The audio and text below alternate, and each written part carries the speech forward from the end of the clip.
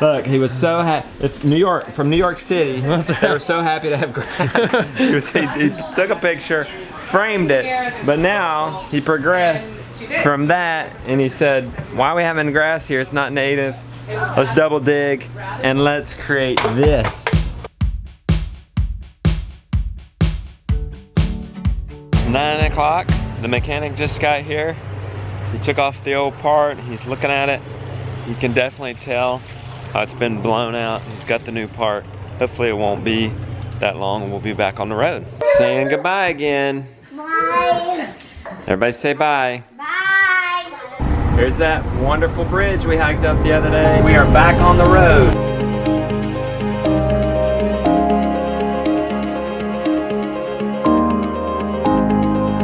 We have arrived. Hey there, how's it going? Good to meet you, nice man. To meet you. Welcome to Fort Lauderdale. Yes, thank you. Our thank you. family, Hey. Susie and Hey, y'all.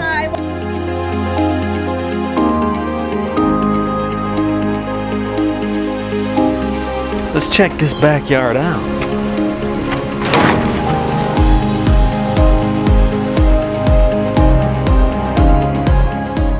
Look at that. Some awesome pico de gallo to go with our lunch. Awesome backyard you have here. Thanks, man. Tell us, what did you grow that's in that pico de gallo? The green zebra tomatoes, which you can see growing on that bush there. And in the back corner there is our Roma tomato bushes. And the cilantro. Where's And it? cilantro is right there in our herbs bed. I see you're coming back for seconds. It's spicy, but it's spicy, doable. but I like it. Can you guys do it, or is it too spicy for you? Too spicy. Oh, but you like the chips. My first question to you is, why in the world is there a chimney on the house? It used to actually, Fort Lauderdale. Yeah, I guess if you think about back in the old days, they say it used to be colder for longer in Fort Lauderdale, and even now today in January and February, there's a couple of nights where it gets down to 40. And the other thing you have to think about is for South Floridians, 60 degrees is freezing, Okay. 65 degrees is cold. You want to give us a tour of this place? Yeah, sure, come on. Okay. Let's start over here. Tucked away, actually, we have our, here in Fort Lauderdale, it's not exactly approved of, but that's our homemade chickie coop that we made for the girls. Oh, this is our free-range and silky peep. She's got her own private condo here because she's smaller than the big girls. What are you doing with the silky? She really, they don't lay too many eggs. They lay maybe a third of the days of the year they'll lay. They're little smaller eggs, they're a little fishy. Yeah. But we started with them just because they're easy chickens and you can let them, they don't dig up your garden like these big girls do. Okay. It was the easy way to get started. And originally we had 3 silkies. We built this sucker and... This is their home at night and you let them out in the day? Yeah, during the day, during the growing season right now, they're underneath. We generally keep them in a tractor and move the tractor around because, you know, these girls help themselves to a little taste of everything that you're growing. Yeah. And even when they're seedlings, they'll definitely dig out several seedlings. Okay. Are you allowed to have chickens here? Not officially. Oh, that's that little quieter. Yeah, no, the neighbors are cool. How do you go about getting chickens if they're not illegal? It's they're one not of the, legal. well, I mean, Fort Lauderdale is a pretty, I wouldn't say pretty, I would say semi-agrarian community. That it's kind of one of those quote-unquote crimes that no one really prosecutes against. Or there's bigger problems, isn't there? There's bigger problems in the neighborhood. There's definitely. And you would rather ask for forgiveness than for permission. Right? Why deny yourself having a nice flock and being able to enjoy your own eggs when it's really not harming anybody? I see a compost pile here. In an urban situation, I wonder, where do you source your carbon? I mean, you've got a lot of nitrogen source because you have the food scraps, you have the chicken manure, but where in the world, in an urban setting, do you get the carbon? Besides newspapers, some people do tissues and you know, maybe not toilet paper for number 2, but if it was toilet paper for like just use for your nose. Our main one now that's killer for us is the wood shavings that we keep in the chickie house. Okay. We actually started this with just one small aloe vera plant.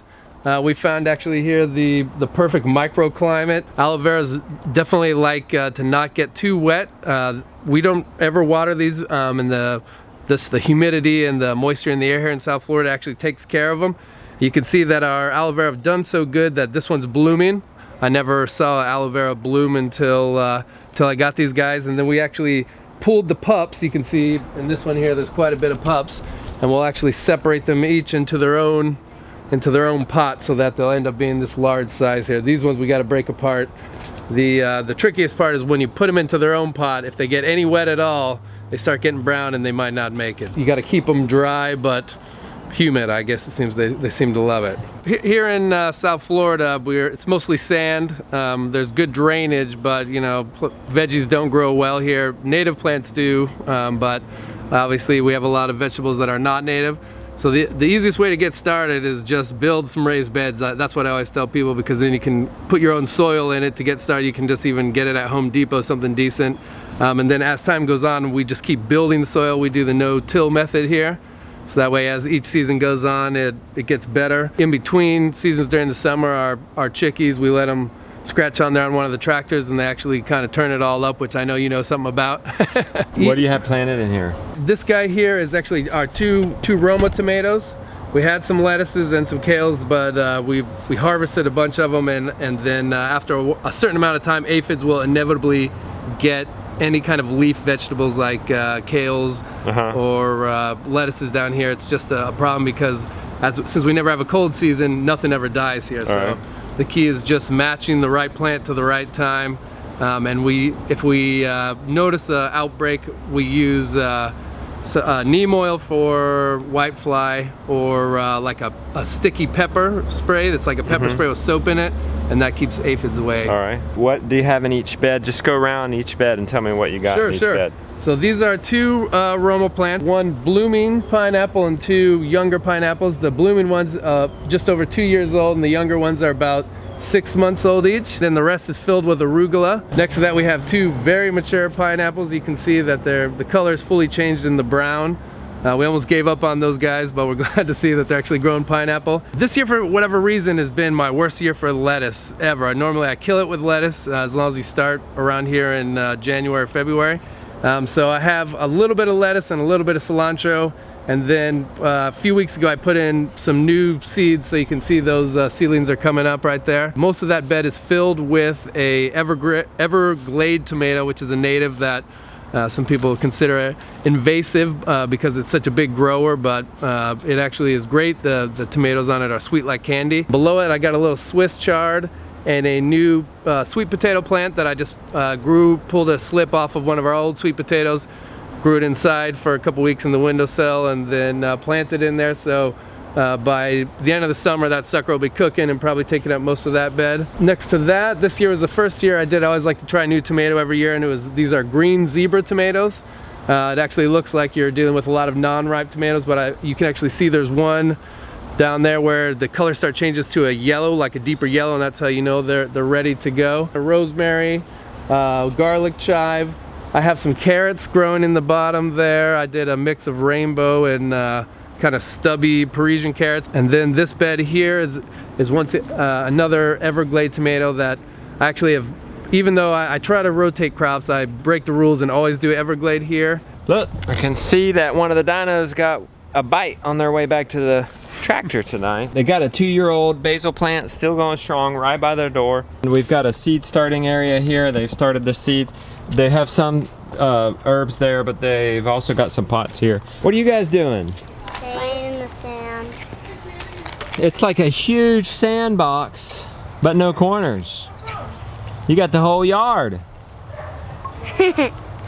I wish you guys could smell this. They're making an amazing meal. We're about to harvest some off the land. Gonna grab a little Swiss chard just for the fanciness, some lettuce, some carrots, and a couple of tomatoes to finish off our salad inside. Maybe we'll even throw in a little garlic chives just to spice it up. Grab the spinner.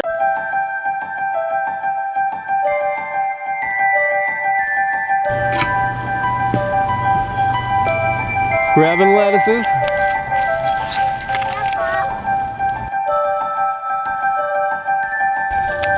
We'll throw in a little bit of arugula too. Get a little bit of the bitters in there.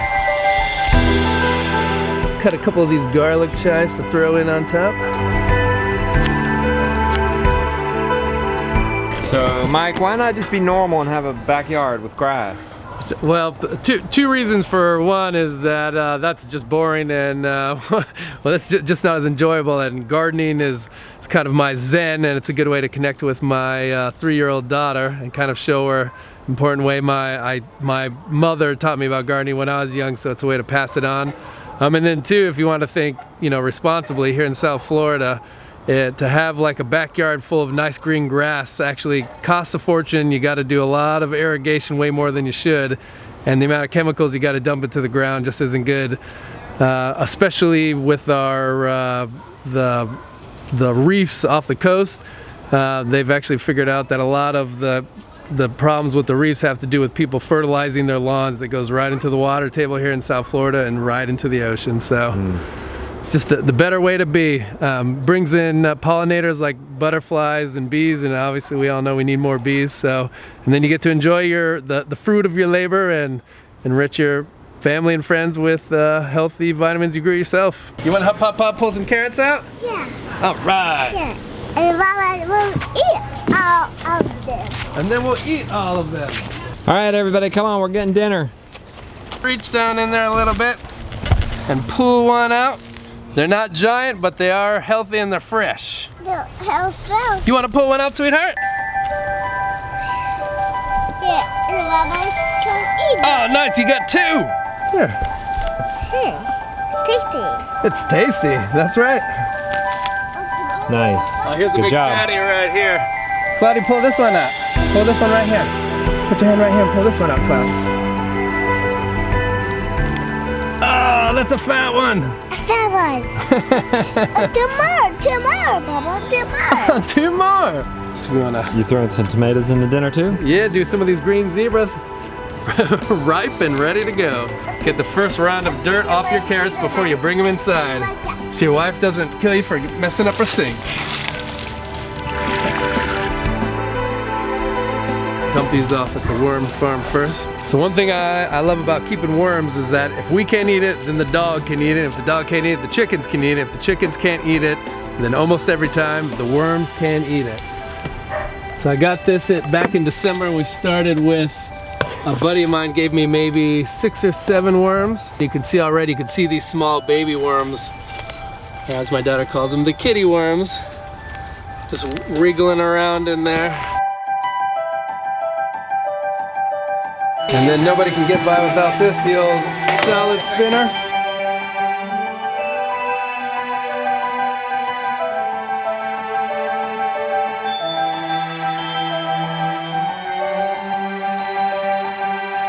Look, I don't think these former New Yorkers are going to use that fireplace anytime soon. They put a couch in front of it. Mike, you got to show me this picture of your lawn before. This is right when we moved in, first weekend. Look, he was so happy. From New York City, they were so happy to have grass. he took a picture, framed it, but now he progressed from that and he said, why are we having grass here? It's not native. Let's double dig and let's create this.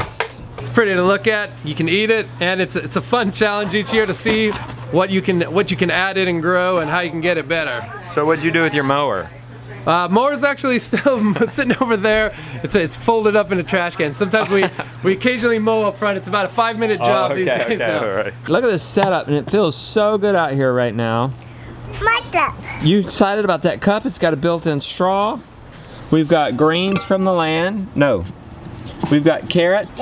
This is the greens. They made up some potatoes, although they don't do good on potatoes here. The potatoes are not from the land. They haven't had any luck growing potatoes here. They've got an amazing chicken. I think it's air fried. We've never had an air fried chicken before.